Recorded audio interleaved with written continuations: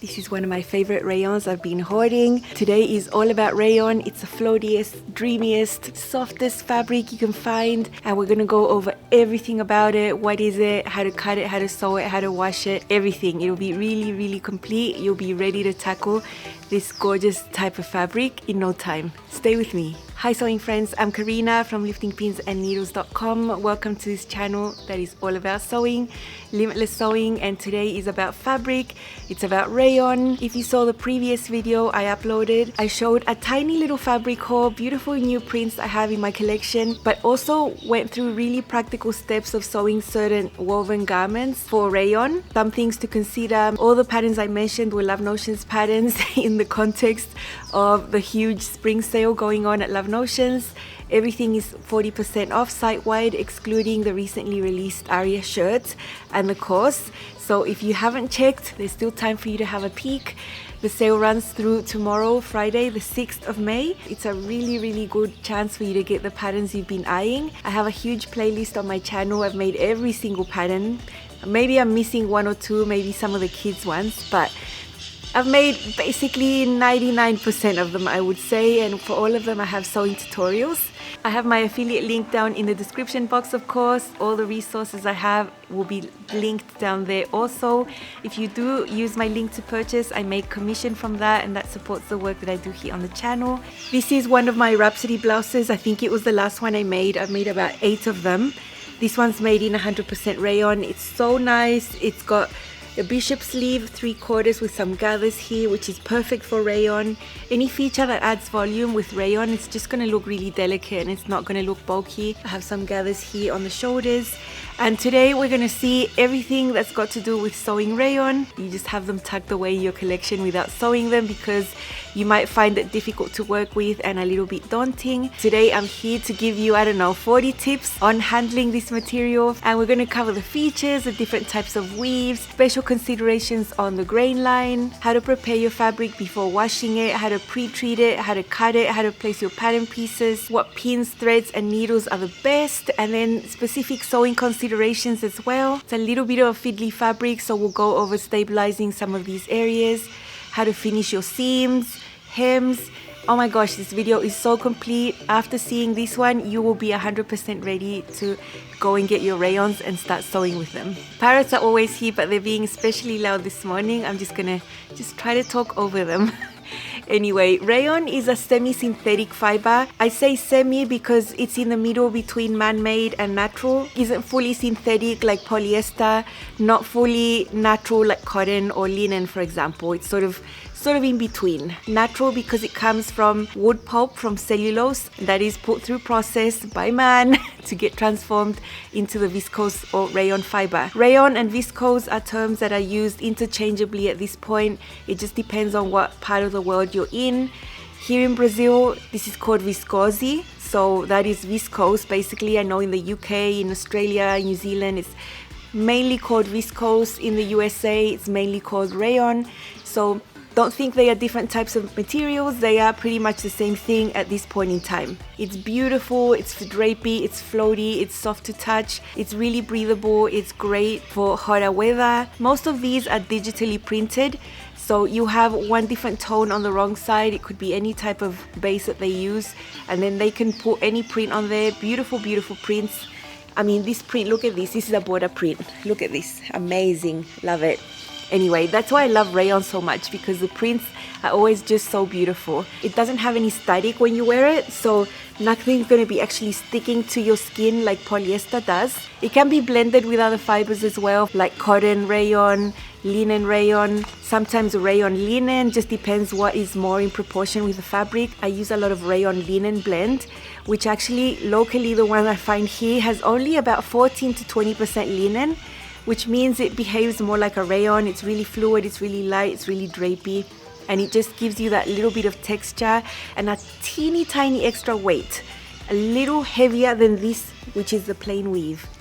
It is machine washable. You don't need to take it to the dry cleaners, although when it's wet it can be really delicate. It can be really easy for the fabric to start tearing apart when it's washed, so you need to be careful when you're handling it wet. It really does shrink in the wash. You know, account for about 10 to 15% shrinkage when you wash it. So it is so important to pre-treat this fabric.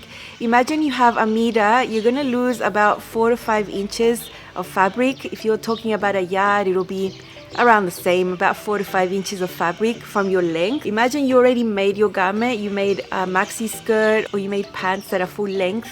If you haven't pre-treated and then you give them the first wash, you're gonna end up with crop pants and maybe an ankle length skirt and not a maxi. So I'm saying this from experience. When I was really young, I was a bit careless about the way I pre-treated my fabric, and which was the nature of me being a child, a young preteen, tween person.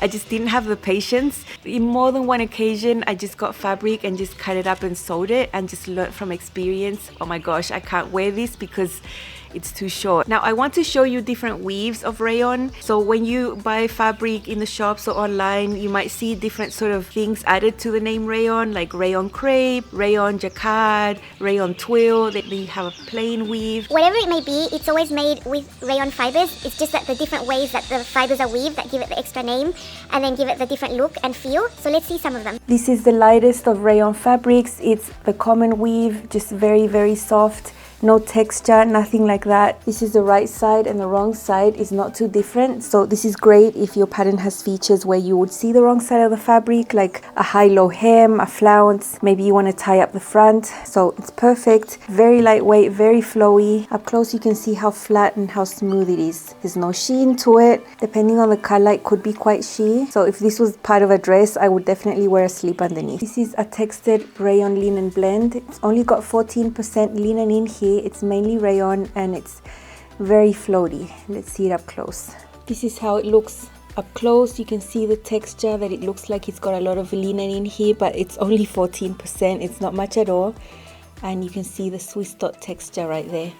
This is also a tiny bit heavier than the plain weave that is the lightest. I would still say this is light, but just a hair heavier. This is a rayon crepe. You can see how fluid and floaty this is. Let me show you up close. Really hard to see the texture, but it is not very smooth. It has that crinkly type of texture. This is how it looks on the other side. Very nice to work with, a little easier to work with than the plain weave, and it conserves the drape. This is perfect for pants because it's a little heavier weight than the others. This is a rayon twill and it's one of the heaviest rayons that you can find. It is a little bit crumpled. I gave it a light press, but it won't last very long. The way that this is weaved is like any twill fabric. It's just that it's using rayon fibers. Up closer you can see the diagonal type of weave here that is typical for twill. See the same in denim, in cotton, only that this is rayon. It's super opaque. This is the heaviest type of rayon, but it still keeps that beautiful fluidity. It's one of my favorite fabrics. From the wrong side you can really tell it's twill. You can see the texture right there. Here's another rayon twill, different print. This is the type of fabric I would use to make pants, wide leg pants. The Allegros would be good with this also. Some that are not so wide but not skinny pants. Pull up, it would be a really beautiful fabric to make pants with. Also because it's got a darker background, when you sit down you wouldn't really see the creases at the back. I want to discuss something about the grain line. It's really important that you can really determine the grain line of the fabric really nicely with rayon, so you can fold your fabric correctly and place your pattern pieces correctly. It's really easy for the fabric to slide and shift, and if you end up placing your pattern pieces slightly off grain, you end up with twists and non-symmetrical necklines and armholes. Let me tell you, I've seen this so much in ready to wear. The side seams are hanging down nicely, they're just slightly off to the side.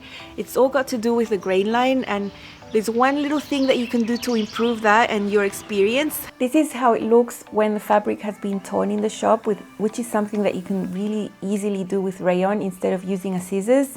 You measure the exact amount you want to cut, you maybe cut out 1 inch and then just pull, and you get this really clean torn edge. You can really be sure that that is a grain, that is the cross grain that you're seeing right there, and it's really helpful to have it like that when you want to fold your fabric. I really prefer that than this. This is when they've just used the scissors, so it's not being cut like that. You can see it's all wonky, it's all crooked. You can't really use this as a reference to fold, so you can locate your grain line accurately. Look, this is another example of a rayon that I bought that someone cut in the shop. This edge is rounded here, it goes in, it's just extremely wonky. I just can't deal with it. I like to have a clean edge so that helps me place my pattern pieces. So I'm going to tear this out for you. Just make a little cut on the edge about 1 inch and go for it. I love the sound. Love it. Look at the difference. Look at these narrow bits. Look at these wide bits. I mean, the person that cut it was just not having a great day. And this is so much better. After you serge it and you wash it, of course, you can fold it right here against the fold and measure your grain line and corner. Square this to the edge of your cutting mat and you're going to have such a better result. So I'll just grab it firmly and just tear, just go for it.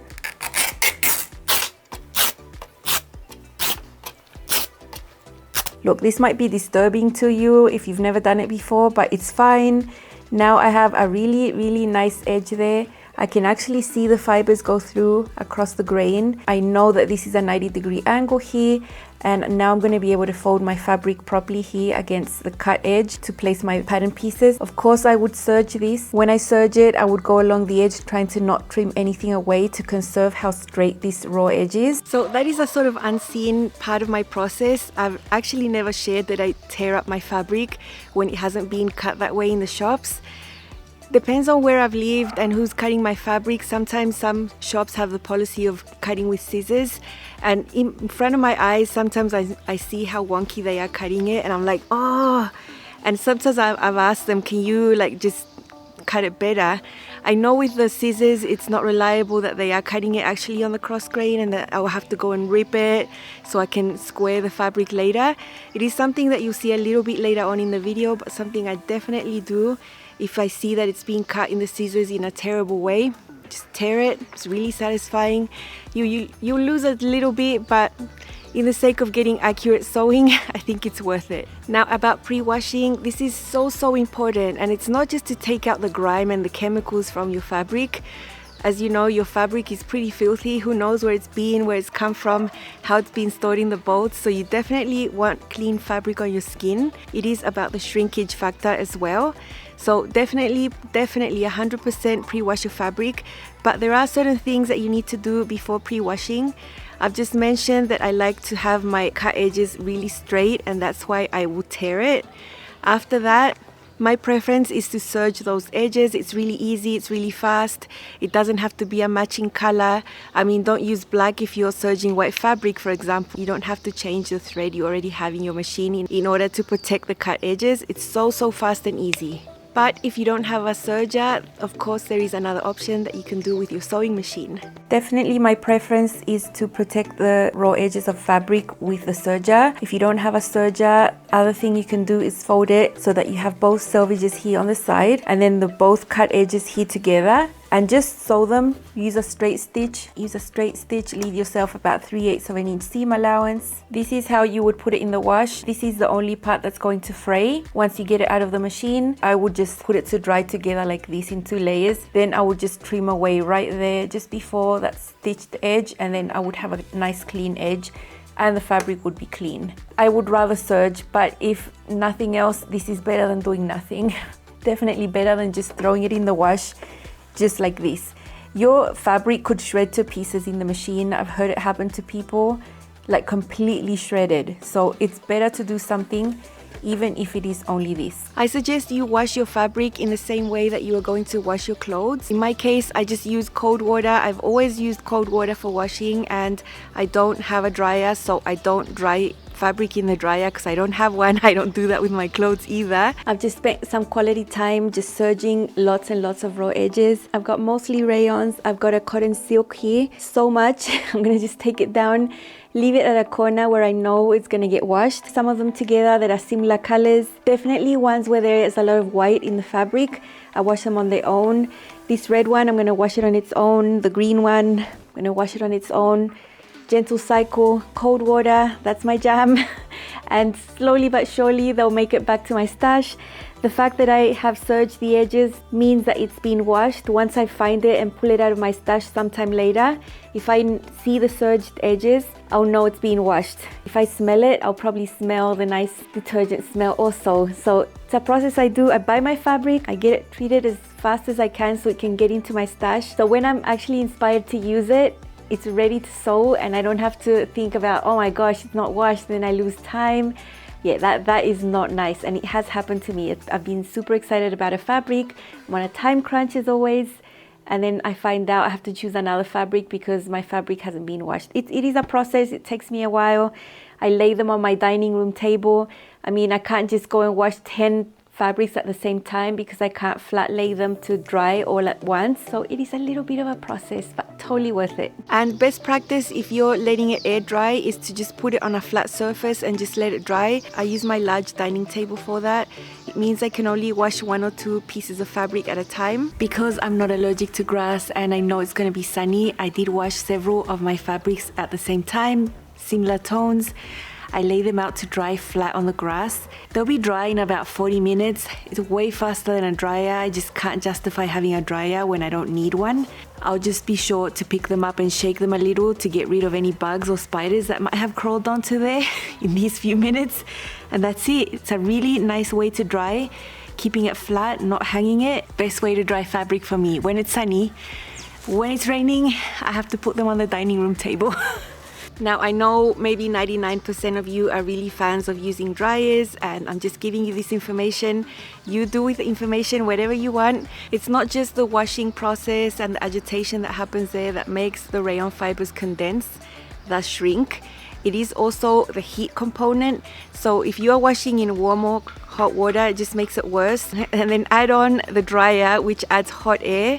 I know you can regulate the temperature. You can put it mild or medium or really hot, but it is going to contribute into the shrinkage. And rayon can shrink more than once. It's not that you've done the process, you're safe. It can happen more than once. And another thing that can contribute to it keep shrinking happens while you're actually sewing, and that's when you press your fabric before you sew and during the process of sewing. Sometimes you're pressing seams, so just take into account that heat does actually affect the fabric. It is a delicate fabric and really sensitive to heat. Just take that information in, and I know you'll probably throw your fabric in the dryer, but you know what can happen, you'll probably end up with a smaller piece of fabric than if you air dry it, but the decision is yours, of course. We have washed our fabric, it's dry, it's probably super crumpled, so there are a few things that we need to do before cutting it. Rayon can get really creased. This one's not too bad, but you definitely want to give it a press before placing your pattern pieces. Best practice is to use silk organza as a press cloth because you can see through it. I've never had it, so I'm just using a really lightweight cotton. That's it. And when you iron, don't do this because it can upset the weave. Just press it up, down, up and down, up and down. Like 1 second per section is going to be enough for rayon. You don't need really hot settings either, just mild. And just go through your fabric until it's all pressed, and then you can place it on your table and start cutting out. You probably know how much effort you want to put into all this process that comes before the actual sewing. It can seem like a lot, but when done in succession and repetitively all the time, it just can become second nature to you and it won't be that much. So the press cloth can be a bit much maybe. It depends on the type of rayon also. If it's a really plain weave with a really dark print, I don't think you are going to get a very noticeable shine if you just iron directly on the fabric. But I know from experience that rayon twill, especially in a solid, if you just put the iron on it, it'll just get shiny, it'll get horrible looking. So definitely you want to use something on top. I've never had silk organza. I just can't fathom spending money on something like that. So I just use plain cotton, really lightweight cotton. I can still see through it, and it gives a good layer between the heat and the actual fabric. There's one more thing you could consider before actually laying it on your table and putting your pattern pieces, and you can use spray starch if you want to. It'll give it a little bit of a crispy feel. It'll become a tiny little bit more structured and easier to handle and work with. That will go straight off when you're handling it and when you wash it. It's not like you're gonna have a really stiff blouse or anything. It is something that could help you. I've never used it. I don't have spray starch. It's not something I feel that is super necessary, but it's definitely something that could help you if you are feeling a bit overwhelmed by the feel of it and how slippery it is. It can help. Now finally, let's get this piece of fabric on the table. We are going to see a lot of practical aspects all about this now. I have a piece of rayon on my cutting table, and I've placed both selvages together and pinned all the way along. That will help them stay together. These fabrics don't usually stick to each other that much, so you could end up with this moving, so you could end up with the bottom layer being underneath, and that could lead to cutting errors. And also you want the fibers to be really well aligned so that your grain line makes sense. So even if it takes a while, just take your time to pin the selvages together. This is in the context, of course, that you need your selvages together. For example, maybe you have your front piece that will be on the fold and you have your back piece that will have a center back seam. In that case, this would make sense. If both my front and my back were on the fold, then I would not pin the selvages together and I would fold them into the center. It would be totally different. But this is typically how you cut most patterns. You can see that I've squared these to my cutting mat. So I have the fold all along this first line, squared all the way that the cutting mat has space for. And also on this edge, that is why it was really important for me for this cut edge to be cut on the cross grain, and that's why I prefer to tear the fabric so that I know that this is really nice and straight. If someone just cut it all crooked with the scissors, I can't really use this to square my fabric. So that is why I do the tearing if it's not come like that from the shops. And then this is how I'll be really confident to place my pattern piece on the fold. This is where I would put this pattern piece on the fold. For example, this is a front pattern piece, and because I want to keep this really accurate, I'm going to take my time to fiddle with the paper until I'm really sure it's exactly on the fold and it's not a little further away, or the paper has sort of passed your fold and you're going to get a shorter neckline. So make sure you take your time to be super accurate with placing the paper exactly on the fold. And that is why this is all squared there against the line, and it should be easier. When I want to just create one piece for these facings that are meant to be on the fold, all I do is grab some extra paper, align this edge against a new piece of paper right there, tape it, and then I just bring this over, hold it really firmly, put a weight on it or whatever, and then I just trace around.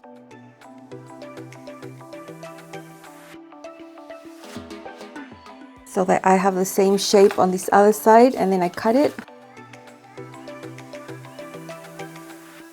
And that's how I created one piece that I can cut only once, and I don't need to be putting this on the fold, which can create issues. So I'm gonna do the same for the back facing of this pattern. It'll be the same process, and then I just have to cut one piece there and one piece there. Okay, some people say to avoid cutting on the fold and to cut in a single layer.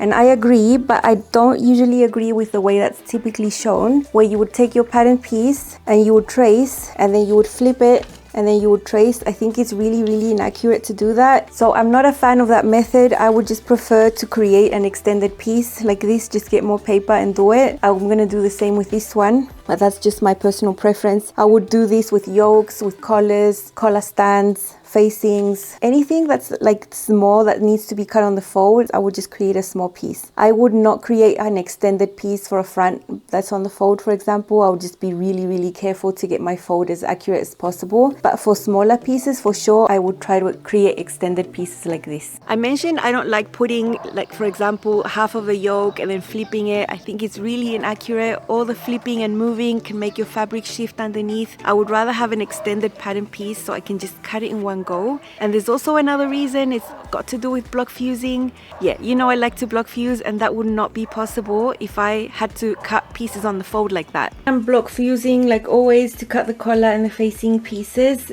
This is the collar. It's quite big and you cut two of them. One is interfaced, one isn't. I've got the non-interfaced one folded over there. I don't want to even breathe around it so it won't deform. But as you can see, I've got a piece of fabric that fit both of these. Most patterns give you half of the piece that you cut on the fold. I just like to extend them and just create one piece so I can cut in a single layer and avoid the fold. I think I can get it more precise that way. So I'm just going to go ahead and cut these out. I think all of these steps that we saw deserve their time. I think they do make a difference in how your garment's going to turn out, how it hangs.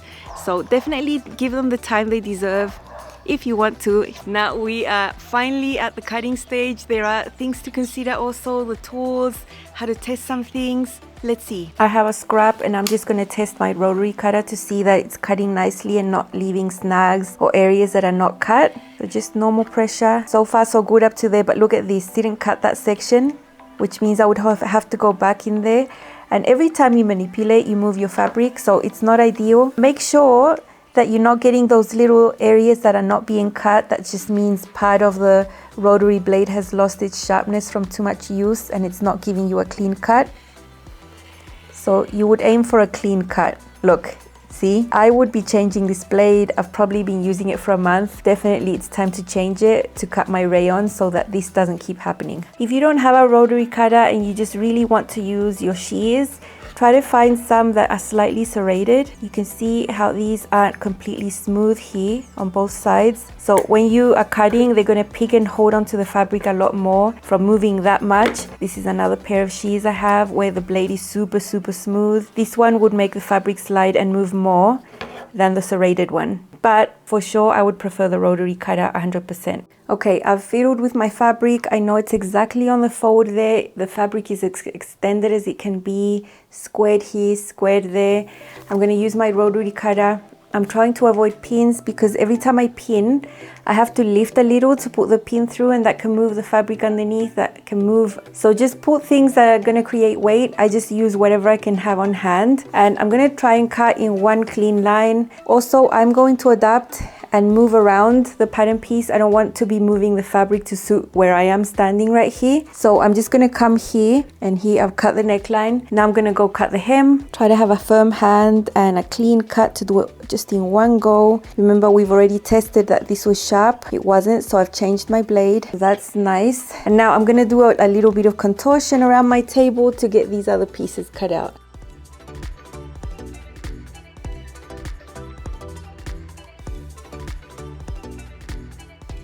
This little horizontal bit here, I'm going to cut it with the scissors. I've just cut the front. I don't want to move all that fabric because it is already sort of really neat. So I'll make my marks where I have to, and then I'll just scoot the fabric over. Also square the selvages against the line and then cut out my back really neatly. It's just extra care. You don't want to be moving your fabric around to cut it. I've made the marks I needed to make, and I'm going to be super nice about it and just fold it right there. Just put it aside very gently, put it somewhere safe, and don't move it until it's time to stay stitch that neckline. If you're making sleeveless, the armhole too. Basic concept, use the best tools.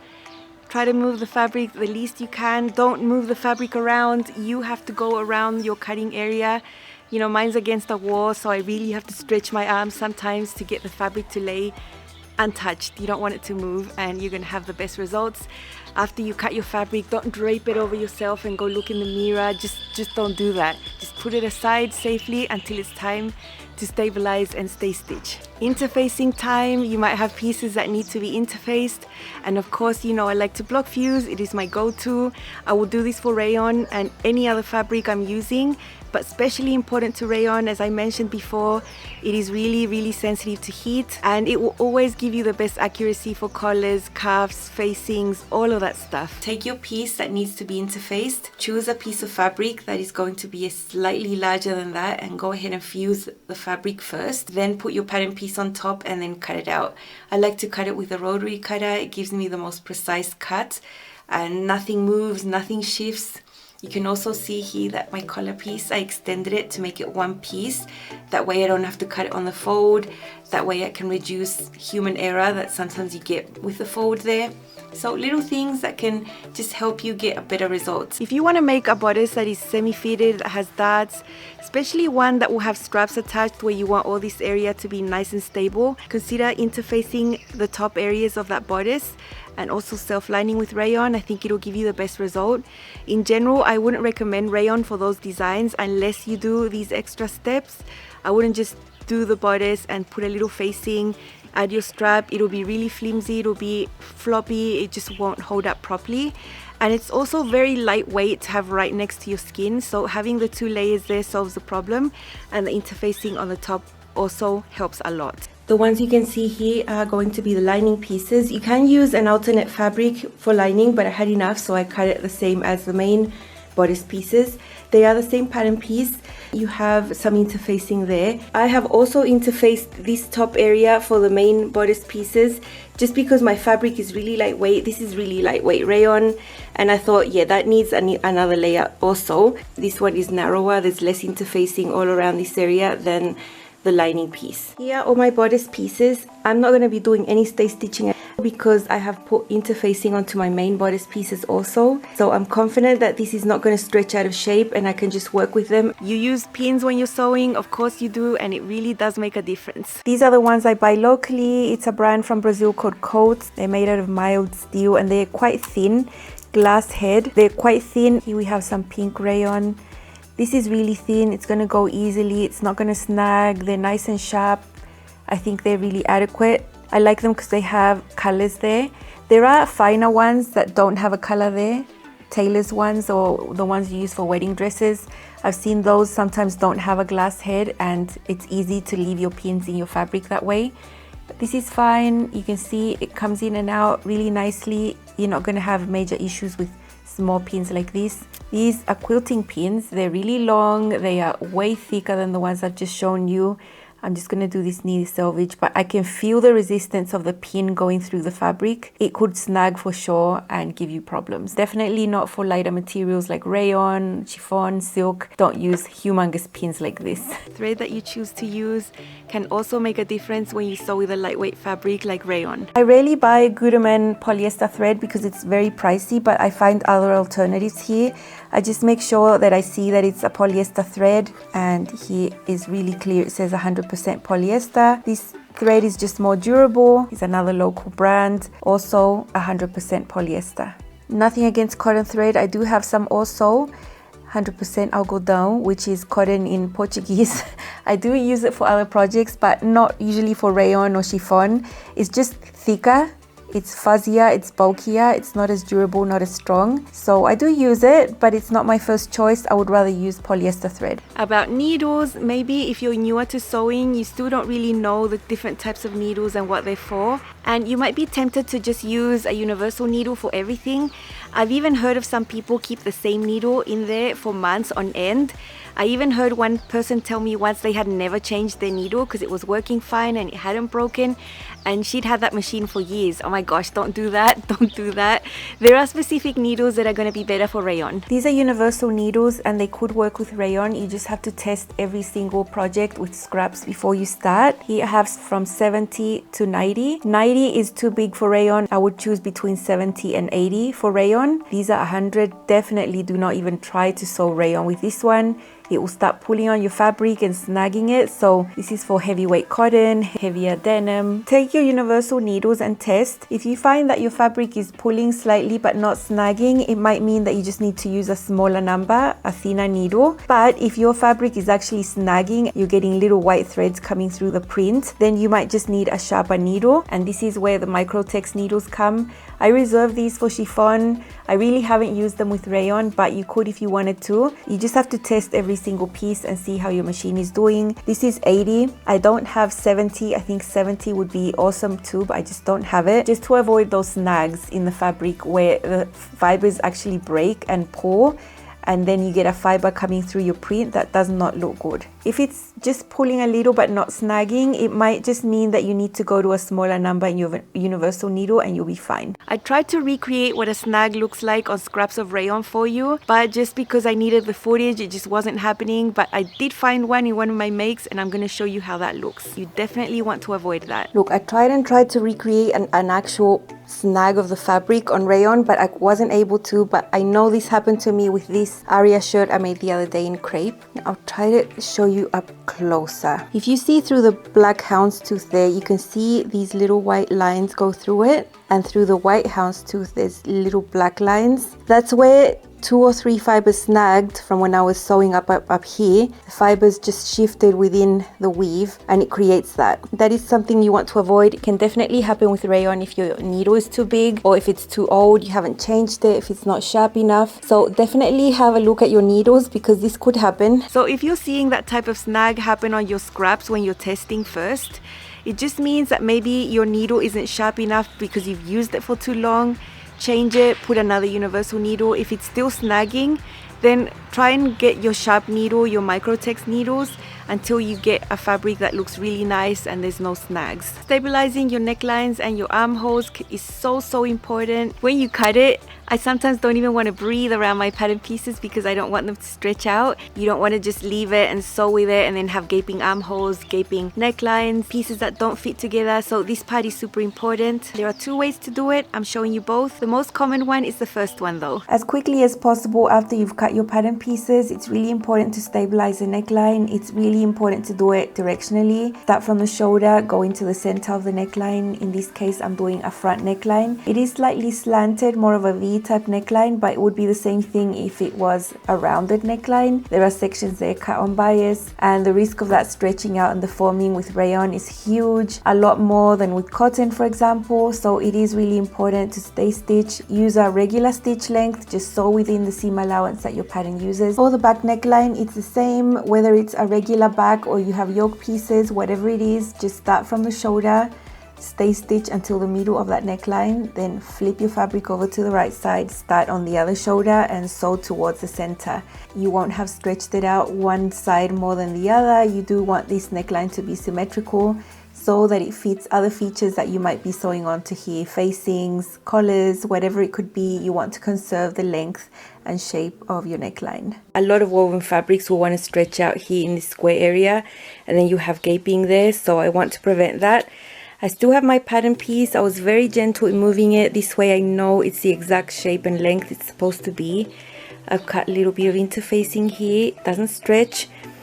And I'm just going to fuse it along here. Now this pattern uses a 5/8 seam allowance, which is huge. So I'm going to fuse that a little away from the edge, just to make sure I'm going to catch the seam allowance with this bit of interfacing here. This makes me feel much more safe than just stay stitching. It's just so much nicer to manipulate afterwards when you know that you've done this, because you know that this square is not going to move or get bigger or anything like that. Also here in this area where there's a pivot, there's going to be a collar and a facing, a lot of weighty things on this area. So I think by stabilizing it with interfacing, it's just going to be a stronger area on the garment. Now I'm going to go ahead and do the same thing on the other side. I've removed the pattern piece, and now my bottom that's already interfaced is my reference, so that this stays the same while I fuse this area. So just a little away from the edge right there. Look, I'm missing a tiny bit there. Okay, so I have both my square necklines stabilized. I really like that. I'm not going to be stay stitching. This is going to replace that. The back neckline is rounded. This back neckline is curved, so I'm just going to cut a little bit of interfacing in the same shape. So I've just got my fabric and pattern piece here. I've got fold here on the interfacing, and I'm just going to cut it out in the same shape. This is super easy to do. I've done this many times before. It's much easier than just trying to mold a straight piece of interfacing onto a curve like this. Now when I remove this, you can see the shape there, so I'm just gonna cut it. So this is what I'm gonna fuse on to here now. So don't think that this is gonna be seen. This is all gonna be covered by facings later. This is just gonna be inside, giving this a bit of stability. The fabric is lightweight and also preventing it from deforming and stretching out. Whenever I've done this with a garment, I feel so good. The second option, I love doing it, and you've seen me do that on some of my projects. It just depends on how inspired I am. I think it's definitely superior to stay stitching, and if you do stabilize with a little bit of interfacing, you don't need to stay stitch. So I think it's a great option as well. Time to sew, finally. I think this is the favorite part for most of us, when we finally get all the process we've done out of the way and we can safely get our pattern pieces to sew. So let's see some aspects about sewing rayon. As with any project, just take a piece of your scraps and test. Generally, you want to use a shorter stitch length for a lightweight woven fabric like rayon. I typically use 3 for medium weight, so I would probably go down to a 2.4, 2.6. I tend to use a longer stitch length than most other people mention. I rarely go down from 3 when I'm doing regular sewing, but for rayon I will go a little bit shorter. I just get a little nervous when I see tiny stitches together, because if I need to seam rip anything, it just makes it so much more difficult. And delicate fabric, rayon is not that easy to seam rip without sometimes damaging a little bit. So I think you don't need to go that small. You can use a 2.5, 2.6 and you will be fine. I would not go down to 1.5 or like a 2.2. There's no way. If you are having issues at the start where your machine, your metal plate wants to eat up your fabric. One way that this can be avoided easily is just by tugging on the thread slightly when you start sewing. Usually it will just get the fabric through, and then you can let go in like a second and you will be fine. For me, pulling on the threads resolves this problem. I don't have any issues, but if you still have an issue, you can use like a 1-strip piece of tissue paper and put that on top of your fabric and then start sewing. That'll work 100% of the times. I never do it, but I know it works. And because you're using a short stitch length, then you can just tear that paper out and you'll never know it was there. Something else that you want to consider is hand basting 100%. You see me do this with a lot of different fabric types, but with rayon it really does make a difference. If you have collars, button bands, hems, placket, just go ahead and hand baste that down. It will make such a difference for your sewing. Rayon is not a fabric that will stay with pins and be accurate. Little presser feet to help me, for example, in this case, sew on the edge, and then that basting stitch can come flying right off because you've done it in a place where you weren't going to sew over it. So if in doubt, hand baste makes a huge difference to the accuracy and to your experience with the actual sewing.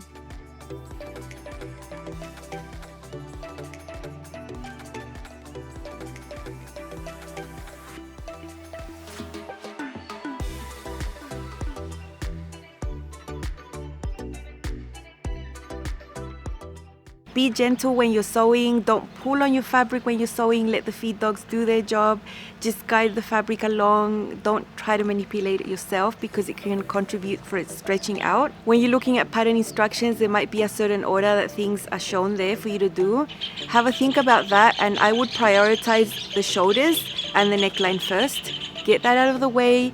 You don't need to sew bust studs, pleats on the waist, different things that can happen later, because you really want to get this area stable and out of the way before you keep sewing the rest. You don't want to stretch out your neckline, so make sure that is a priority when you're sewing rayon. When you're half done with your project, just leave it flat on a table somewhere. Don't hang it up if your neckline is not finished. Don't try it on excessively if you haven't finished your neckline. And I seem like a broken record, but I think this is the area that you want to protect the most. It is the most visible. It needs to be flat against you, and you don't want excessive handling to get this to gape, because that doesn't look good. As for putting heat on your fabric while you're sewing, I'm not the type of person that will get up and press each single seam that I do. It's not my practice to sew and press. Sew and press. I typically sew until I can't put it off anymore, and then I go and press a whole bunch of seams. Just use low heat because you don't want to be shrinking your project as you make it. Rayon doesn't need a lot of heat for the seam to press nicely, so just use low heat. Maybe use the tip of your iron, use a press cloth if you think you need to, and you will be fine. You definitely want to finish your seams. You cannot leave them raw and then expect your garment to last. It will just get destroyed in the wash. Let's see 3 ways. It is very possible to do French seams if your pattern uses 3/8 of an inch seam allowance. On this first step, I have my fabric wrong sides together and I'm using 1/8 of an inch, which is totally possible. It is very small. Of course, it's easier if your pattern has 1/2 an inch seam allowance, because then you can use 1/4 of an inch. My regular presser foot actually has a little line in it where I can guide the edge of the fabric against that tiny line, and it makes it really easy to sew at 1/8 of an inch seam allowance. I have just done my 1/8 of an inch seam. You can head to the iron and give it a very light press with the tip of your iron. Just be cautious with putting too much heat on it, and then fold your fabric right sides together now, and at this point we are sewing at 1/4 of an inch. If you do some maths, basic fractions, 1/8 of an inch plus 1/4 of an inch equals 3/8 of an inch, and that is the total seam allowance. If your pattern uses 1/2 an inch seam allowance, then it's much easier because you sew both steps at 1/4 of an inch. Because I have a 1/4 inch presser foot handy and I love it for accuracy, I'm using it to sew my 1/4 of an inch seam allowance. This is how the French seam looks. I think it looks really pretty. We have 1/8 of an inch tucked in there safely. It's not going to fray, and it's a really nice finish for a lightweight fabric like rayon. Now, if I had sewn the first step at 1/4 of an inch, I would have probably trimmed it down to 1/8 of an inch anyway. I really don't want any of the fraying fibers or raw areas to poke out towards the right side. So because I would still trim that first step, for me it really doesn't make a difference whether the seam allowance on the pattern is 3/8 or 1/2 an inch. Makes no difference to me. It's still all doable. This is a really nice alternative to using the serger. I think looks far superior and is more gentle on the fabric than the serger can be. Perfect for silk, perfect for rayon, perfect for chiffon. I think French seams are the best and nicest way to finish your seams on rayon. Although I'll never do it on the armhole, you can definitely serge your seams. It's fast, it's easy. You don't need a 3-thread serger for wovens. I just use a 4-thread because I can't be bothered to take out my needle. It's a really nice machine that's going to give you amazing finish on your edges, that's going to last the test of time of wear and wash, and you have a really nice look inside. I am going to show you a little bit about zigzagging that you can do with your regular sewing machine. It's what I did a lot before I had a serger, so I had to include it in here. For rayon, I don't think it gives a really nice durable result, but let's see it. For zigzags, I like to use a 4.0 length, and that makes the zigzag bigger and it just involves a lot more fabric. And then the width is 2.0, so they're a little closer together. I always try my settings on scraps to make sure I'm happy with each fabric I use. I did use a zigzag stitch for the first 8 years of my sewing. I went back and forth from zigzag to French seam, from zigzag to French seams, and that was the way I finished all my rayon fabrics. I do still think the serger is superior and the French seam is superior. I think this is better than doing nothing. After zigzagging, you do still need to go back in there and trim away all those little fibers that have been fraying while you're sewing. I haven't actually done this for years and years since I have a serger, but recently this summer I did something to one of my son's shirt and I had to use the machine I had. Let's see how this gum has held up in the wash. I want to show you how a zigzagged edge could age after a few washes. This is a shirt I bought my son in the summer. I just bought it without him trying it on. He loved it, but it was a little wide for him. So I took a basic sewing machine, no serger available, and I did a zigzag, which I couldn't really regulate the size. So it's a pretty large zigzag. And you can see that even though I cut the threads when I was zigzagging, it's still fraying after a few washes. What I did back then was sew it twice just to be on the safe side. But this is definitely a seam that I'm not happy with, that I wouldn't want to keep here for a long time. I have to unstitch a little bit of the hem there, and because this was sewn on the flat, it goes all the way up to the armhole. So I really need to get in here and serge it so that this shirt can last. It's a really beautiful rayon twill shirt for men. It's gorgeous. Because I knew that I could get home and serge it, I didn't go through the effort of doing any French seams or anything like that. This was a quick fix. It's probably been washed 3 times and it's not faring very well. We are almost done with the sewing, hooray. Usually the hem is what you do at the end. And I'll just show you 2 ways I like to hem using the sewing machine. I don't typically hand hem garments I've made with rayon. It's really not necessary. I think the machine works fine.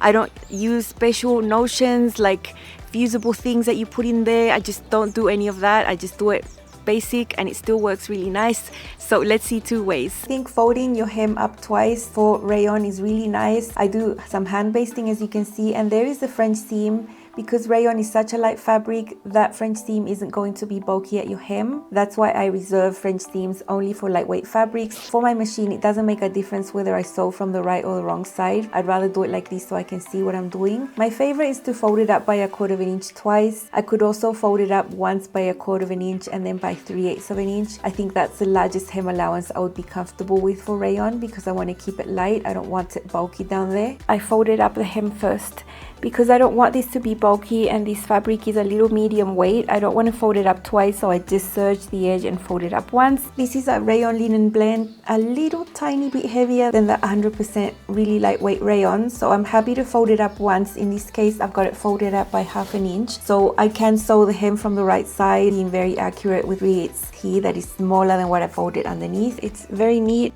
I never know how long these videos end up being. I just want them to be really complete and a really good resource. I don't want to have anything that I've missed out. I want to show you these things in practice as I'm doing them, so that's why I've been putting in here actual footage of sewing and other things. So I hope this was helpful. I hope you enjoyed my different backdrops.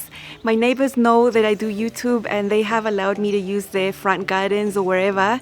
So when there's noise around my house, I take a walk and I just find nice places to film, like where all these flowers. I live in Brazil and everything grows here naturally. There's just color and flower everywhere, even just flowers coming out of like really simple bushes. So It's a very nice place to film and I'm really happy I live here. I hope you're ready to get out your rayons and start sewing with rayon. It's a really fabulous fabric. I hope you have a great experience and I hope this helps you on your journey with rayon. It's definitely a little easier to work with than silk or chiffon, but it's not as easy to work with as linen or cotton is for sure. Don't forget about the Love Notions 40% off site-wide sale that is still going on through Friday the 6th. Everything's included except for the aria, shirt and the course. Also remember that tomorrow Friday, the Cadence is re-releasing as a feature Friday pattern, so maybe hold off on buying until tomorrow. I'm just giving you a heads up. One of the fabrics you saw me cutting there was actually the Cadence, and I'll have a video about that version and another one up really soon. You'll see some garments made out of rayon. You'll know exactly how I did it because this is how I do it. I hope this was helpful and I will see you again very, very soon. Bye.